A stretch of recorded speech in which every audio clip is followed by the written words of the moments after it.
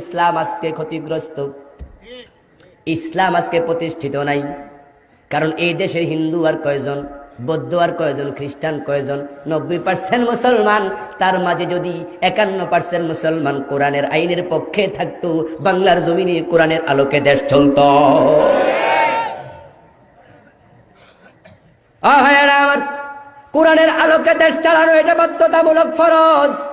আল্লাহ তাআলা কোরআনের আলোকে দেশ চালানোর জন্য, সমাজ চালানোর জন্য, ব্যক্তি চালানোর জন্য কোরআন নাজিল করেছেন।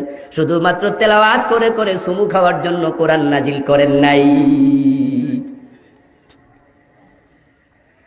আপনারা সবাই জানেন বন্ধু, আপনাদের এই কাপাসিয়া থানা, এই থানাতে মদ আছে না নাই? মদ আছে না নাই? সুদ আছে না নাই? জুয়া আছে না নাই? এখন বলুন তো, ওয়াজ করলে মদ বন্ধ হবে?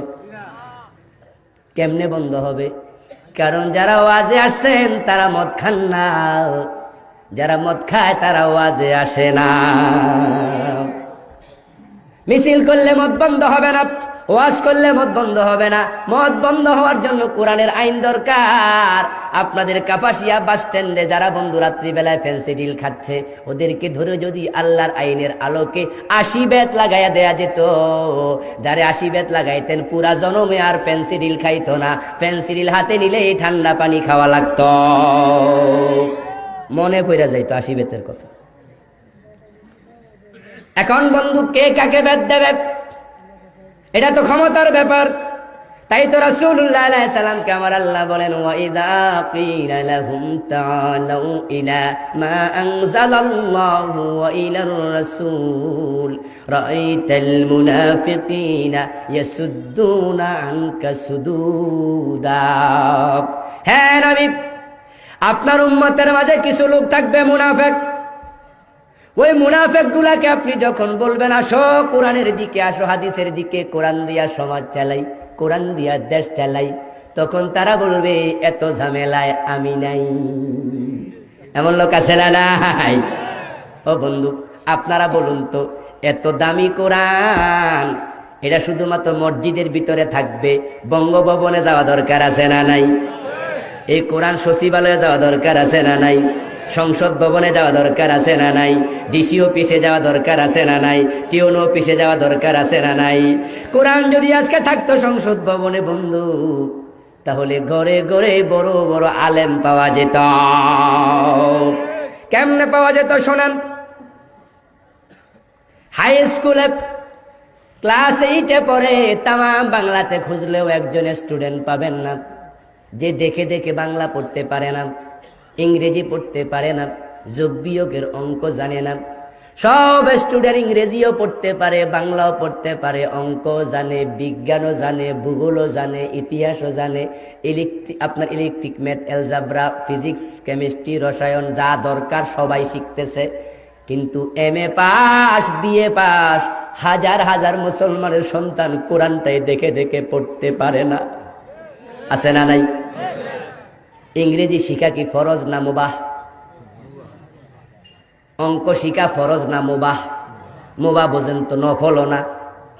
অর্থাৎ যেটা শিখলেও সওয়াব নাই, না শিখলেও গুনাহ নাই।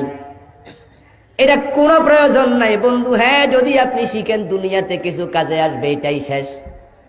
যেখানে ইংরেজি শিখা মুবাহ সেটা বাধ্যতামূলক শিখক, অঙ্ক শিখা মুবাহ বাধ্যতামূলক শিখক, ইতিহাস শিখা মুবাহ বাধ্যতামূলক শিখক। আর যে কোরআন শিখা ফরজ, সেই কোরআনের খবর নাই। আমরা তো ওয়াজ করতেছি, কোরআন পড়ো, কয়জন পড়লেন বন্ধু? এ ওয়াজের দরকার ছিল না। যদি আজকে সংসদ ভবনে কোরআন থাকতো আর সেখানে শিক্ষামন্ত্রী বলতেন স্কুল, কলেজ, মাদ্রাসা সব জায়গাতে 100 নাম্বার কোরআন, 100 নাম্বার হাদিস, অঙ্ক বাংলার মতো বাধ্যতামূলক করে দাও।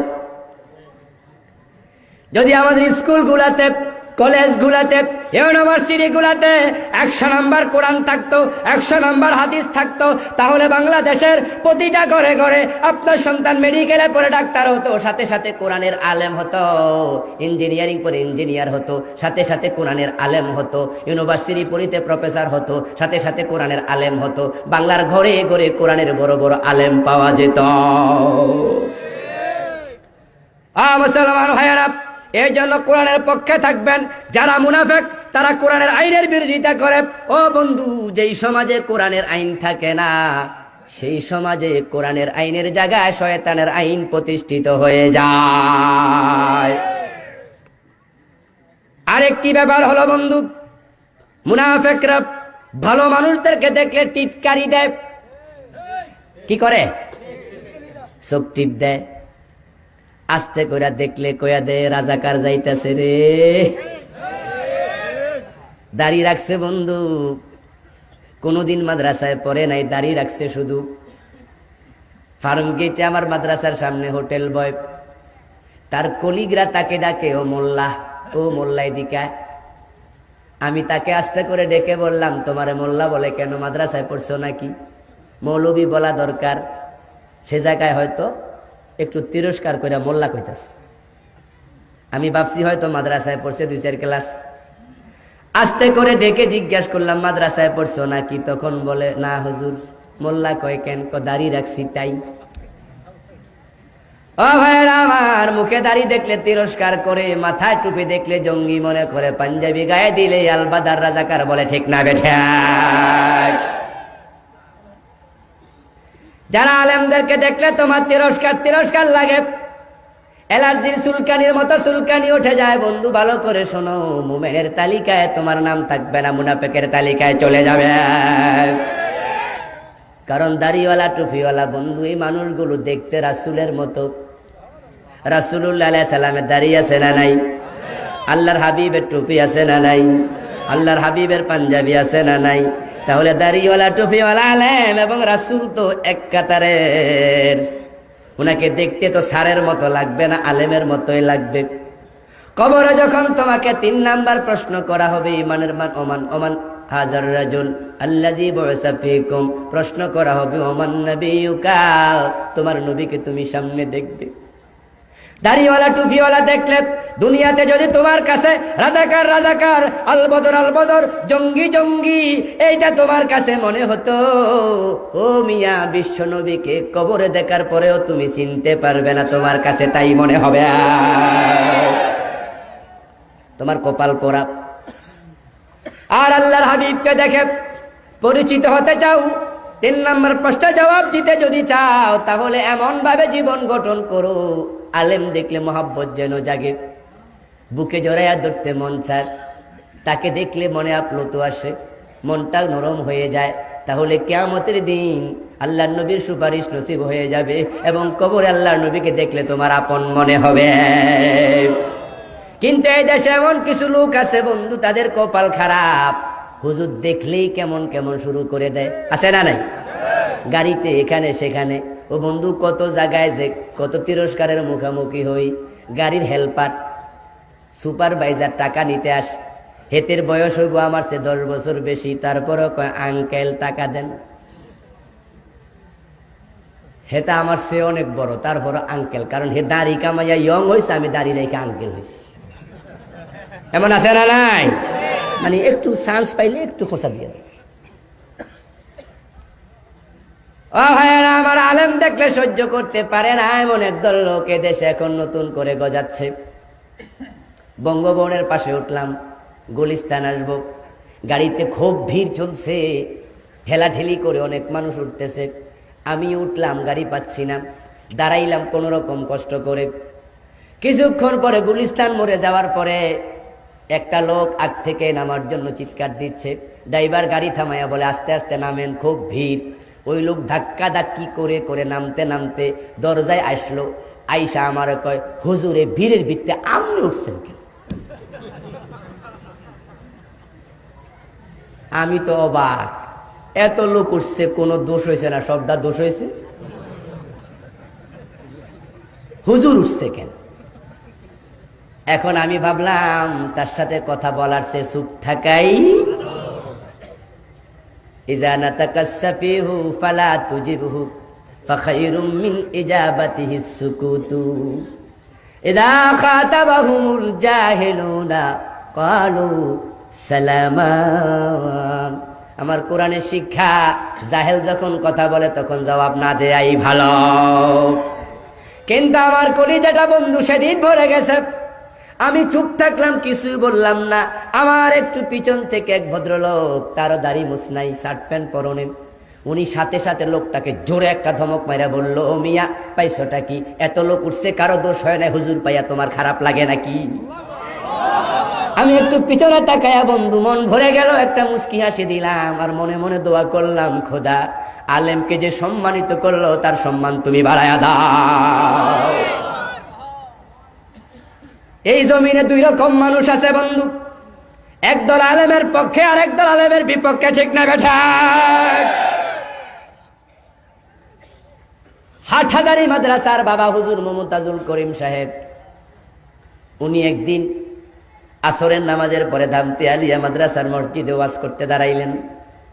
বেই বাড়িতে বেড়াতে আসছে, ওয়াজ করতে গিয়ে তিনি আমাদের বলছেন, বিমানে উঠলাম, পাশে এক ভদ্রলোক, টাই পরা, স্যুট পরা, আমি হুজুর মানুষ বসে আছি। কিছুক্ষণ পরে বিমানবালা এসে চা দিল, তখন ওই ভদ্রলোক বাম হাতে চা খাওয়া শুরু করছে। বাম হাতে চা খায়, বাম হাতে পানি খায়। আমাদের দেশে কিছু লোক আছে না, উনারা এটা কি মনে করে? আধুনিকতা, ভদ্রতা। অথচ মুসলমান, ভালো করে কান খুলে শুনুন, বাম হাতে খাবেন না পারত পক্ষে, কারণ রাসূল বলেছেন বাম হাতে খায় শয়তান। সে কি আধুনিক হয়েছে না শয়তান হয়েছে? মানে কোনটা যে হয়েছে নিজেও টের পায় নাই। ওই ভদ্রলোক যখন বাম হাতে খাওয়া শুরু করলেন, মুমতাজুল করিম সাহেব বলেন, আমি ভাবলাম ভাইজান হয়তো মাসআলাটা জানে না, তাই তার একটু উপকার করি, মুসলমান মানুষ, একটু সংশোধন করে দেই। আস্তে করে কানের কাছে মুখটা নিয়ে বললাম, ভাই সাহেব, ডান হাতে খান, ডান হাতে খাওয়া সুন্নাত। কো ভাইরে ভাই, কইতে দেরি, দ্বিতীয় বিশ্বযুদ্ধ শুরু হইতে দেরি নাই। আমি মৌলবী মানুষ, পাশে যে বইসি, বেটার অ্যালার্জি আগে সেটা রয়েছে, আমি জানতাম না। এই জন্য চান্স পাইয়া কাজে লাগাইয়া দিল। আমার কথা শেষ হতে না হতে উনি খেপে গেল, এই হুজুর, মৌলবী সাহেব, মনে যা আসা তাই বলেন, এক হাতে খাইলে সারে, আমার চা আমি খামু, আপনার চা আপনি খাবেন, ডাইন হাতও আল্লাহ বানাইছে, বাম হাতও আল্লাহ বানাইছে, চুপ কইরা থাকেন। কয় সাবান সারা আমার দুইয়া তেললো। আমি তো অবাক, কি রে, আমি কইলাম একটা ভালো কথা, হে না মানলে না মানবো, কিন্তু হে খেপলো কেন? বুঝলাম যে অবশ্যই এটা আলেম বিদ্বেষী, ঠিক না? কই তখন আমি ভাবলাম তারে এইভাবে সারা যায় না। আমি তার মুখের কাছে বুড়ি গাঙ্গুল নিয়ে কইলাম, এটা একটা কথা বললেন? হে কয়, হুজুর আমনে আমারে বুড়ি গাঙ্গুল দেখান। আমি কইলাম, আঙ্গুল এটাও আল্লাহ বানায়, এটাও আল্লাহ বানাইছে, একটা দেখাইলেই সারে। এবার আস্তে কইরা মাথা নিচে দিকে দিয়ে, মুসলমান ভাইয়েরা, বাস্তবতা দেখুন।